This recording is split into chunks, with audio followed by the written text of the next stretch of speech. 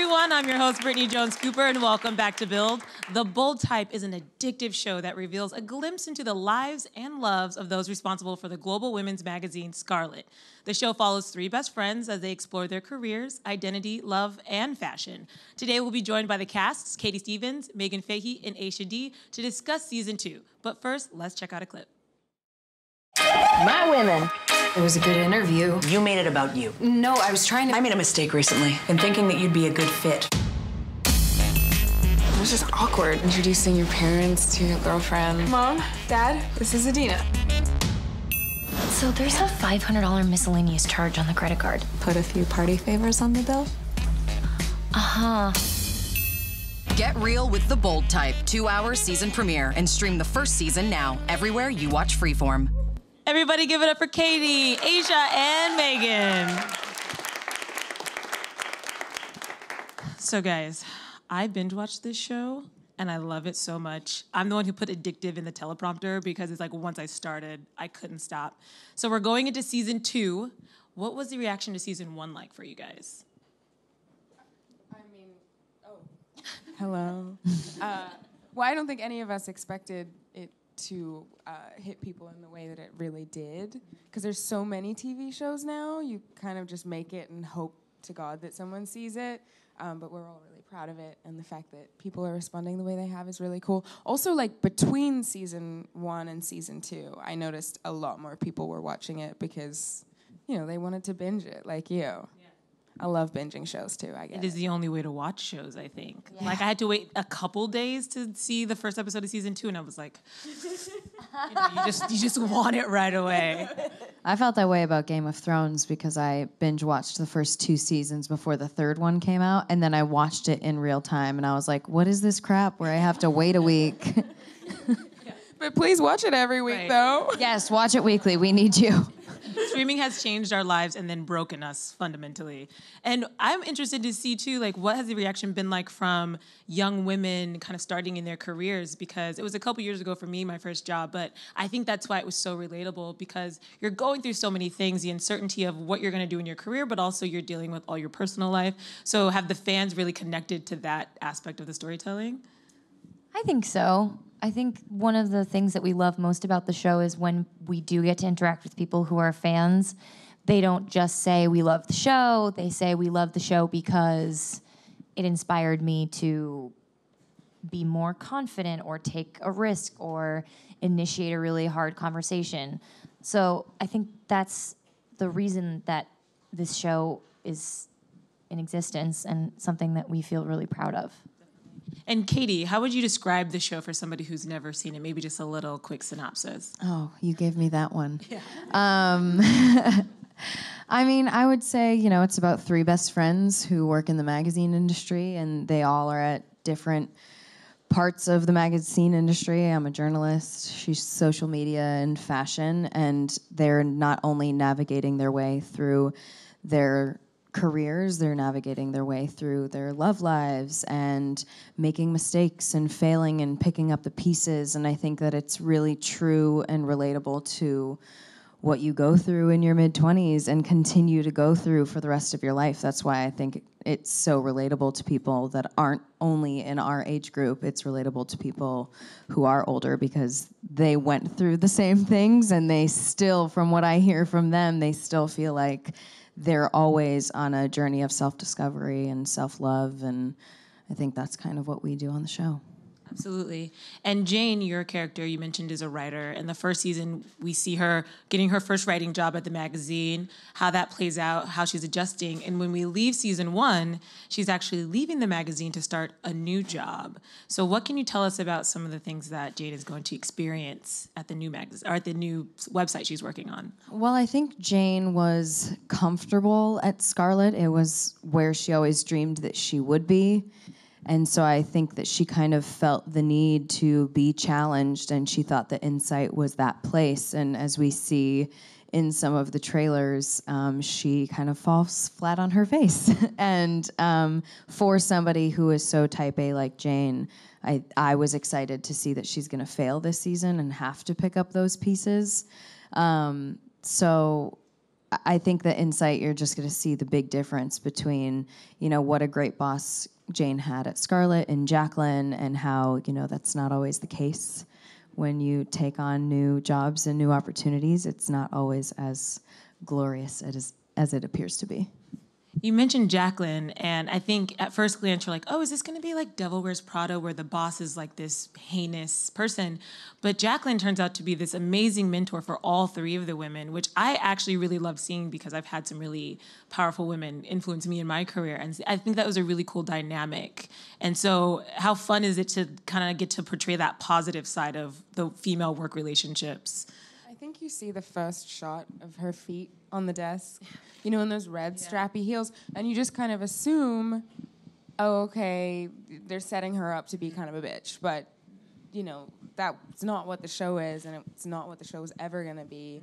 So you kind of subvert all of these ideas that people have about a boss in the magazine industry, especially, and we're blessed to have the wonderful Melora Hardin playing Jacqueline, and honestly, like you said, I've had so many supportive women in my life champion me and teach me things, and for some reason, the TV that I watched and the movies that I watched didn't reflect that, so it was really special for me to see that finally in a script.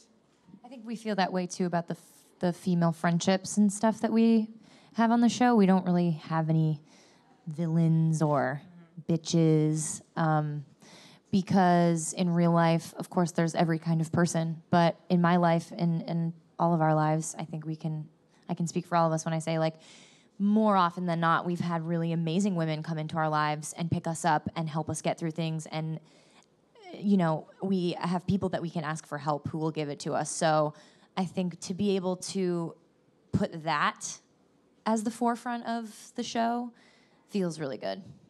Absolutely. And have you had fans and viewers comment on how awesome this threesome friendship is? Because I feel like it's so healthy and so supportive, and they fight, but there's resolution, and it's not like this Real Housewife phenomenon that we see. Like, it's actually, I feel like, a living, breathing friendship that a lot of people can connect to.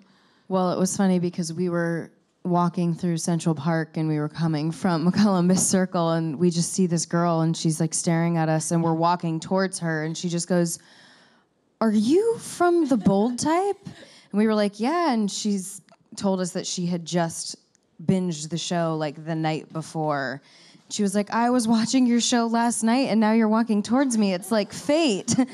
And we were like, yeah, we are friends in real life. And I think that is what's so special. I think any fans who meet us can see that we are pretty true to our characters. I think our characters are a little more heightened, a little more, like, you have to be like a crazy, confident badass. I feel like, my character is a little more badass than me. So is yours. But I think that that's what fans relate to, is the friendship in the show. And what's great is we get to bring our actual friendship and have that live and breathe in our characters. And so it's just funny when fans see us out in the real world and they're like, "You hang out." That girl, she goes, "I thought for a second you might be filming because you were kind of like all walking across the thing." She was like looking for cameras apparently before she like. We did film in Columbus Circle, so she wasn't wrong. Yeah, it makes sense. But I actually went to a spinning class this weekend, and I thought I saw you, but not you, Sutton. And I was like, Sutton's not real. That can't happen. Oh my God, She is, though. Take spin classes. Right. You know what? Funny story about spin classes. I, at one point, tried to get a job at Flywheel here to no avail. They would not hire me. I sat like in the little, I guess, like lobby area, and I was filling out a resume, and I was putting like jobs that I had had as an actor on it because I like wasn't really sure how to do that. Anyway, it didn't work out. But Look I at me feel now, like Flywheel. I feel like it did work out for you anyway. It's their laws. So Aisha, you play Kat. And Kat's story arc really, I think, had one of the biggest life changes for her in that first season, where she's sort of dealing with her sexuality and identity. And so what are we going to see for her? Because at the end of last season, she's on a plane to go meet this girl. She wants to be her girlfriend, and we don't know what's going to happen. Yeah, I mean, the first season, she's kind of discovering herself and her sexuality. And the thing that I loved the most about that was that there was no angst there. It was just a discovery, which is how I think it would go for any of my friends, and any of my friends that have had that moment where they're like, I think I'm going to date a girl now. I'd be like, oh, really? Tell me all about it. What's it like? And that's how we are, and I love that the script reflected that, and it didn't change her relationship with the girls either. They didn't look at her any differently. But I think going into season 2, it's going to be about kind of exploring what it's like to be in a relationship for the first time. Because for Kat, it's not just that it's a relationship with a woman, it's also a relationship period. So it's going to be interesting to see them navigate that and no longer have the obstacle of like geographical distance. It's more about personal stuff now. Plus all of her new job responsibilities. It seems like that's She's ramping kicking up. ass at her job. She doesn't apologize for not one tweet this season. She doesn't say sorry for the tweet once. Hey, Jacqueline, I'm really sorry about that tweet. I don't know how many A times running I joke said on that. set. We get a script and we started tallying how many scenes you apologized for tweets. I don't know why everyone thinks she's so good at her job. She made so many mistakes in season 1. And got a promotion. Hey. It all works out. And speaking of relationships, Sutton is dealing with her own relationship drama and job drama. And so at the end of last season, she's sort of winking at that guy like, are we going to get back together? Are we going to try this? So picking up in season 2, what can you tell us about Sutton? Well, the first episode's out, so I'm allowed to say, right, that Sutton and Richard break up. Have you guys watched it yet? Okay, yes. Great. True fans. True fans. Because I was trying to pretend like I didn't know, but I do know. So carry on. Yeah, so she decides to go full into her career, and I think we'll see sort of the fallout of that through the whole arc of the season. There are really, really great points and really, really low points, and I think that Sutton knows that she can have both. I think she believes that. Women are capable of that, and she can have that, but I think she feels like before she gets to that place, she really has to build her career to a place where she feels confident that she's proven herself to everyone and that nobody will question how she got to where she is, because she's worked really hard. So another thing that we get to see is we go home and we meet Sutton's mom and an ex-boyfriend. So we had a lot of fun shooting that episode. I'm really excited. Why is everybody laughing on We it? had all the fun. Yeah. It's just all of our favorite episode. Like, we got to do like a singing song in the car. Yes. Yeah, we That made sang a no song sense. in the car. Jane season. may or may not get drunk. And high. Don't forget that. And high. And sing. It was, oh my God. It was my favorite episode. I can't wait for people to, and actually episode 9 from season 1 was my favorite too. Which one is that? It's the one at the airport and they all get stuck in the office and are they drinking, is it Dream Teenies? Yep. Tequila Sunrises, I think. We also drank. Sunrise is the name of the episode, actually, which Yeah. I'm really impressed that was somewhere in your brain. I did my research. We I would just like to preface this season for all of you by saying we don't have a drinking problem.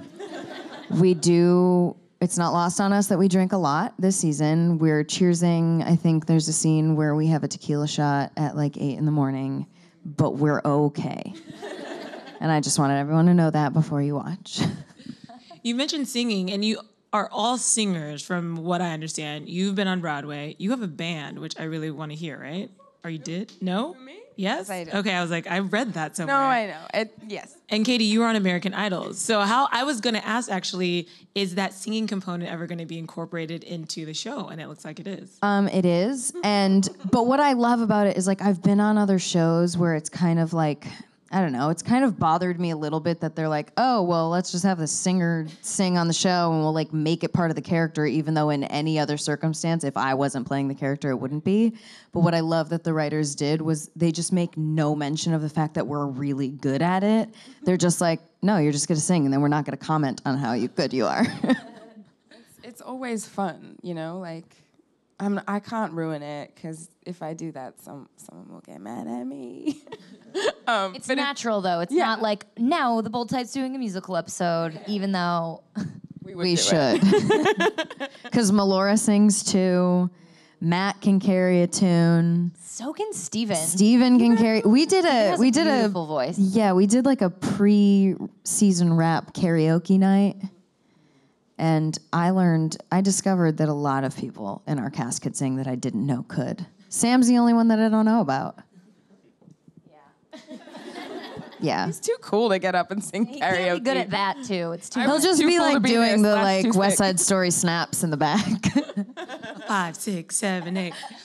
So you guys mentioned that you are sort of like your characters, but I was going to ask, of the three, which character do you most identify with? Do you identify with the characters you play, or is there somebody else that you sort of connect with? I'm good at tweeting. Honestly, yeah. I kind of identify with all three of them in a weird way.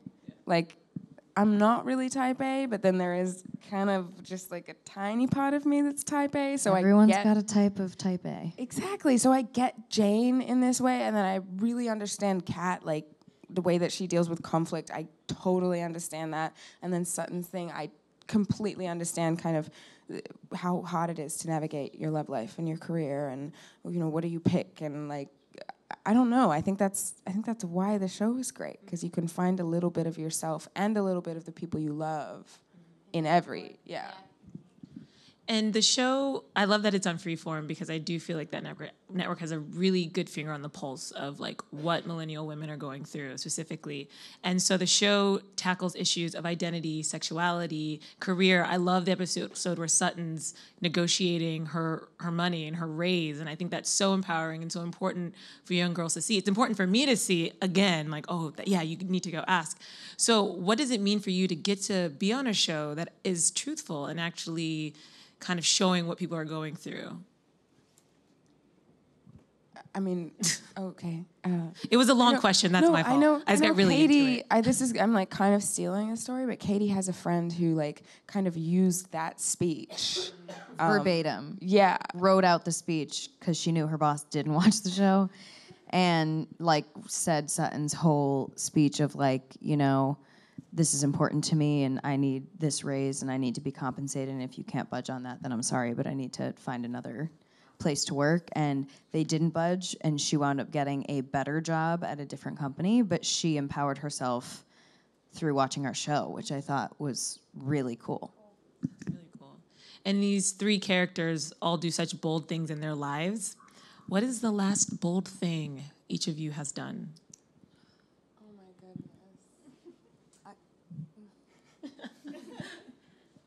Think of something good, Meghann. I know. And now I raise the microphone and I have to speak. Or do I? That was bold. That was just it. That was it right there. Oh my God. Nobody? Someone was really rude to a security guard at the hotel we were staying at. Was really rude to a friend of mine when he was asking to use the where the bathroom was. And the person in the restaurant said, "Our bathrooms are broken, you need to go to the second floor." So my friend went out, and this was like, "Where are the bathrooms?" And he was like, "In there." And he's like, "No, they're broken. They told me to go to the second floor." And he was like, "We'll go to the second floor then." And was like really rude to my friend. And my friend came back and was kind of like, "I didn't know what to do." And I was like, "I got this." And I walked out there and I was like, "Excuse me, I don't know if it was you, but somebody was very rude to my friend, and I am a guest staying here, and I just need you to know that that's not the way you should run your business, and I am not happy with you." And so I walked out, and then I got an apology, and now I feel like I know all the security guards, because now every time I walk by, they're like, "Hello, how are you?" And I'm like, "Yeah, don't mess with my friends, or you mess with me."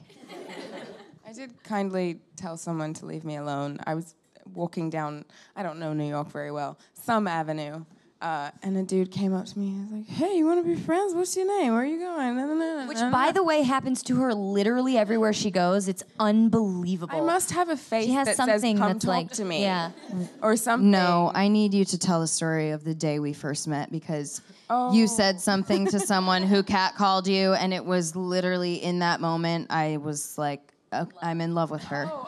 No, he kept screaming at me, "What's your name? What's your name? I just want to know you. What's your name? What's your name?" And I was like, "Felicia, so bye." And It was great.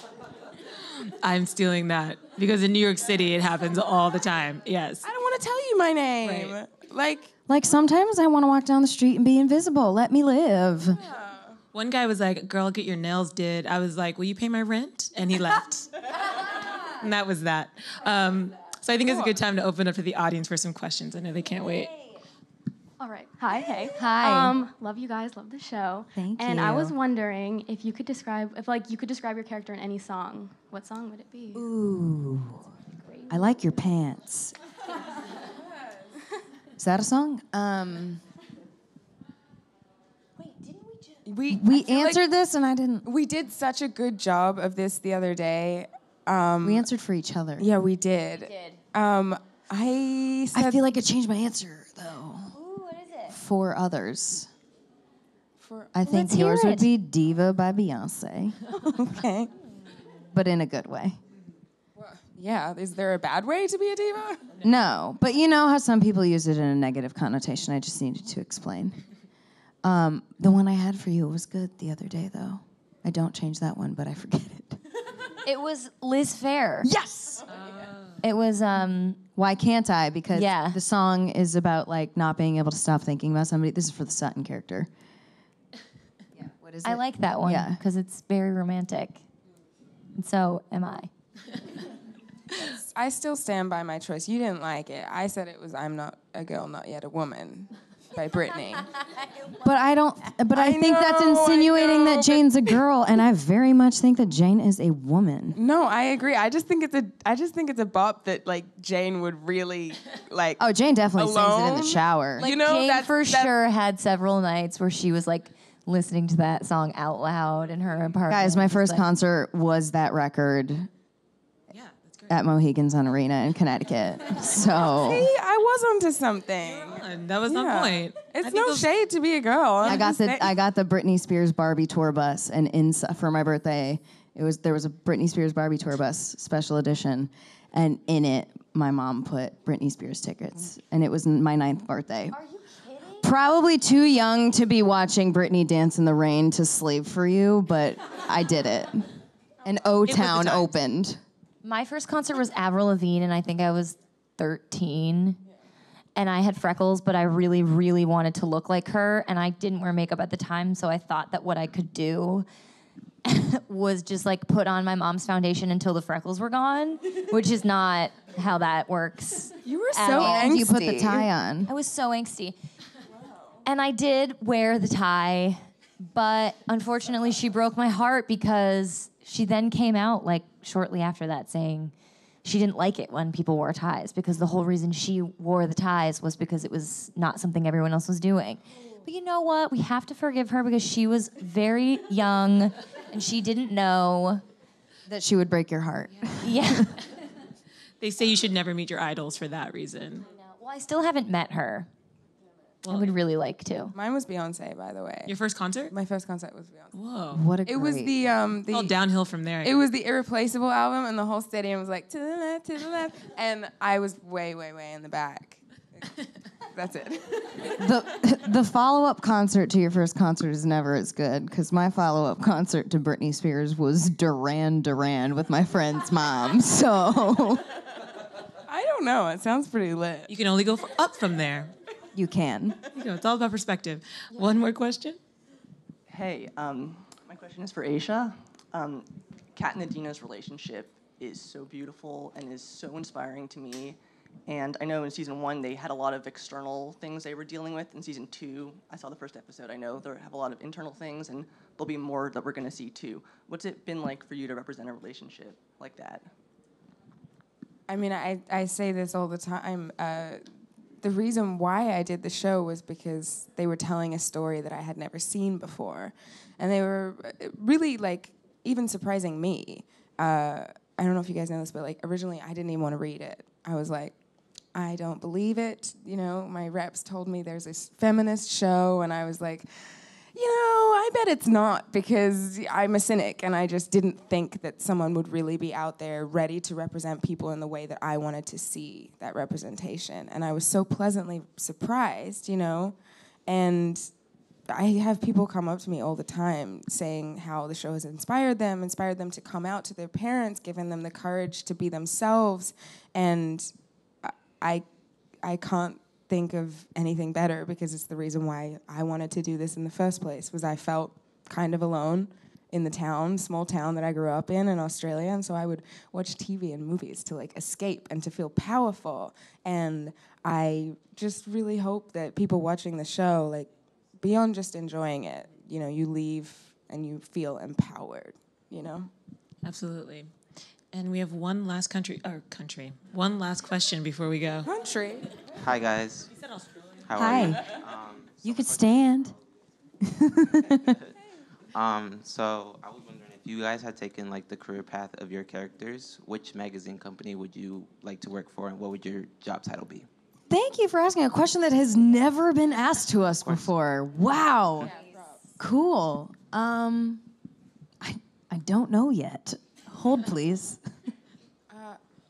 I would like to work for a women's health magazine, something that would force me to work out, because I don't like to do it. But it would be nice to have the work be the motivator.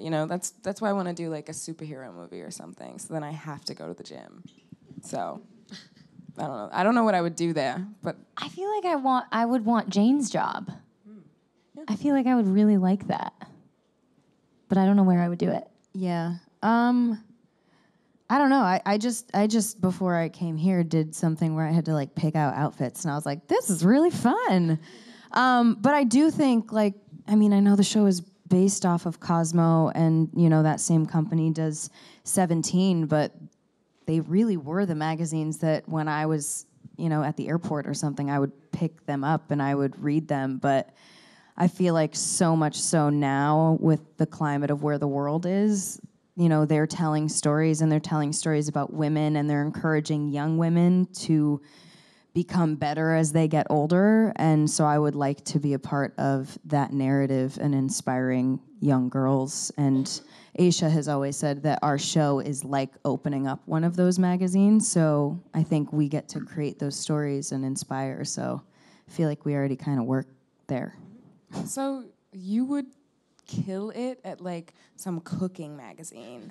Yes. Giving your Thank you. A travel food magazine. Yeah. And So I you'd go revealed- to different places, and then you'd eat the food, and then you'd write about it. Just plan my life. That sounds great. No, we need you to plan our lives. Don't leave us. She's our mother. I did reveal a top secret thing to the girls last night that I will tell you guys. When I was living in LA after I did American Idol, and I was super discouraged and thought my life was over, I thought that I was gonna be 16.